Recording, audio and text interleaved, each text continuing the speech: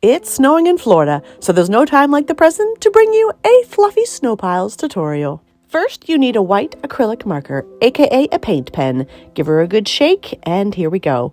So all we're going to do is finding a surface where you want your snow to be laying, and then create the outline of how you want your pile to be.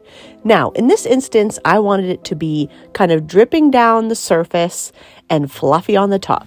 So we kind of have an irregular shape, the top is a bit domed, and then as you peter out on the edges of the pile, it gets skinnier, thinner, and starts to droop down the roof.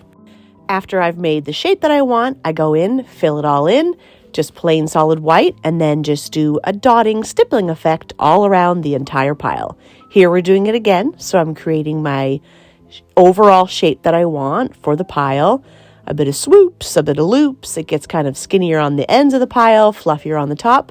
Fill it all in nicely in white, and then just dot, dot, dot all along the edge to give it that textured look, and also on the inside of the pile too. So the entire pile that I've made, I've just done the stippling effect, dot, dot, dot, dot, dot all over, and let it completely dry.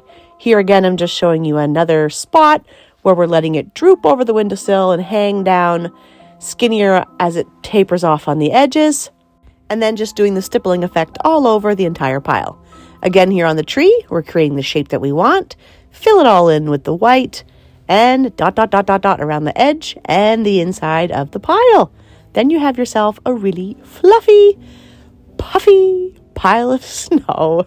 Now, I let those piles dry once I did the original dotting, let them completely dry, and then I went back to the piles and did some more dotting just to layer around the edges and just to make it look even fluffier, add some more dimension, and it allowed me, since it was dry, just to kind of build up more on top of it.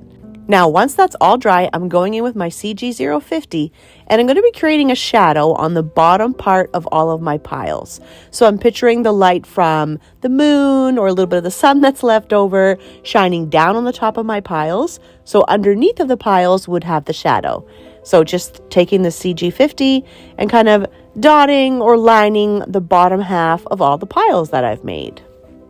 What this is doing is just adding more dimension to your pile. Instead of it looking just flat, we have the bumpy texture from the white acrylic, and then we have the shadow on the bottom, which just overall makes it look 3D and fluffy. And we're just going around the page here. I'm just showing you, like, you can see the moment that I add the gray, the pile just goes poof visually. You can just see it come to life more. It's incredible what shadow work does. It's so cool. Now I'm taking my CG070, and instead of shadowing the pile, which we just did, the bottom of the pile, we are going to be shadowing underneath of the pile. So basically at the very base of where you have made your pile, we're going to add the even darker shadow. And again, this is just going to make your puffy pile become visually more puffy and more bumped out, more textured, more in your face. And as an added bonus, if you're wondering how to do the snowfall look, literally just take your acrylic marker and dot all over. Don't be afraid to dot on their clothes, on their face. You want it to look like it's actually snow falling from the sky.